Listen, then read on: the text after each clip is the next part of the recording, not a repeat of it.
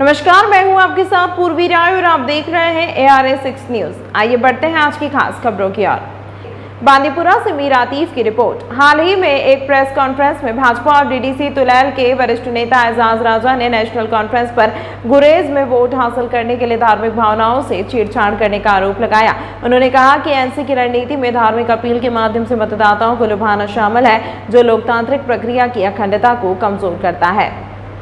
राजा ने लोगों से किए गए वादों को पूरा करने के महत्व पर जोर देते हुए अपने घोषणा पत्र को लागू करने के लिए NC की प्रतिबद्धता के बारे में आशा व्यक्त की। उन्होंने कहा, हमें उम्मीद है कि NC विकास पर ध्यान केंद्रित करेगी और समुदाय के कल्याण के लिए काम करेगी। राजा ने आगे कहा कि भाजपा लोगों के अधिकारों की वकालत करना जारी रखेगी, उनके हितों के लिए आखिरी सांस तक लड़ने की कसम खाएगी। उन्होंने स्थानीय आबादी की चिंताओं का प्रतिनिधित्व करने और उनकी आवाज़ सुनने को सुनिश्चित करने के लिए भाजपा के समर्पण पर प्रकाश डाला।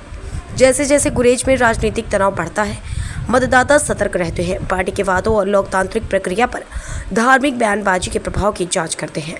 आगामी समय दोनों पक्षों के लिए महत्वपूर्ण होगा, क्योंकि उन्हें स्थानीय शासन और सामुदायिक विश्वास की जटिल परिदृश्य से निपटना होगा। श्रीनगर के अंदर, बांदीपुरा के अंदर रहे हैं ऐसे लोग लाए जिनको गुरेज तिलेल के साथ कोई वास्ता नहीं है, जो 30-40 साल से यहाँ पे आके रह रहे हैं। उनको गुरेज तिलेल की तामीर व तरक्की के साथ कोई वास्ता नहीं है। उनको गुरेज तिलेल के नौजवान दरफदर हैं, दरफदर की ठोकरें खा रहे हैं, उनके साथ उनको कोई वास्ता नहीं है। तो उन्होंने आके वहाँ पे हमारे अगेंस्ट वोट कास्ट किया। बहरहाल मैं एक मरतबा फिर कहूँगा, ये लोगों का फ़ैसला है, ये रब का फ़ैसला है, इसलिए हम दिल से तस्लीम करते हैं। और जहाँ तक आप कह रहे हैं कि कोताहियाँ रहीं, बेशक मैंने इलेक्शन लड़ा और मेरे जहादी जो वर्कर्स हैं पार्टी के, उन्होंने नज़ीर खान के ख़िलाफ़ वहाँ पे इलेक्शन लड़ा, नेशनल कॉन्फ्रेंस के ख़िलाफ़ वहाँ पे इलेक्शन लड़ा। तो कोताहियाँ हमसे रही, मुझसे रही है कोताही, मैं दिल से तस्लीम करता हूँ। अब वो कोताहियाँ क्या क्या रहीं, देखिए वो कोताहियाँ ये रही कि पिछले 4 सालों के अंदर मैंने दिल्ली से लेके जम्मू कश्मीर की एडमिनिस्ट्रेशन, हमारे ऑनरेबल LG साहब, हर एक का दरवाज़ा खटखटाया। जिस गुरेज तिलेल में कोई मेहमान बन के भी जाना पसंद नहीं करता था, आज वहाँ पे हज़ारों का टूरिज़म चलता है। हज़ारों के तादाद में लोग, टूरिस्ट लोग वहाँ पे जाते हैं। बड़े बड़े होटल खड़े कर दिए गए, वहाँ पे बड़ी बड़ी बिल्डिंगें खड़ी कर दी गई।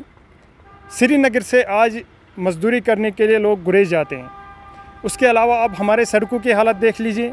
बांदीपुरा से गुरेज सिर्फ हमें 2 घंटे का सफ़र, 2 घंटे में हम बांदीपुरा से गुरेज का सफ़र तय करते हैं, पहले 5 घंटे लगते थे। ये कोताही हुई। चापर सर्विस, जिस तरीके से सोमो गाड़ी चलती है उसी तरीके से चापर सर्विस चलती है, ये कोताहियाँ हमसे हुई। रोड 6 महीने तक बंद रहता था, सिर्फ और सिर्फ ये रोड आज ज़्यादा से ज़्यादा 20 दिन, 25 दिन या 1 महीना बंद रहा। विंटर में भी लोगों ने हरी सब्जियां, पहले तरसते थे वो वहाँ पे सब्ज़ी के लिए, जब वहाँ पे रोड बंद होता था। हमने विंटर में भी रोड्स खुले रखे। ये कोताहियाँ हमसे हुई। वहाँ पे करोड़ों अरबों रुपये के PHE में जल जीवन मिशन के तहत, नाबार्ड के तहत, लैंग्वेजिंग के तहत प्रोजेक्ट्स चल रहे हैं। ये कोताहियाँ हुई। नौजवानों को हमने हर तरीके की सहूलियत दी, हर पंचायत में प्ले फील्ड बनाया। इसके अलावा जितने भी रिक्वायरमेंट्स थी, हॉस्पिटल्स का हमने इंफ्रास्ट्रक्चर ठीक किया, हमने स्कूल्स का, हायर सेकेंडरीज़ का, मेरे बड़ू गांव के अंदर, बड़ू आब के अंदर, मलिन गांव के अंदर हाई स्कूल्स की हमने कंडीशन ठीक की। कॉलेज का इंफ्रास्ट्रक्चर आप देखेंगे कश्मीर के अंदर कहीं नहीं है, वो इंफ्रास्ट्रक्चर आप देखेंगे।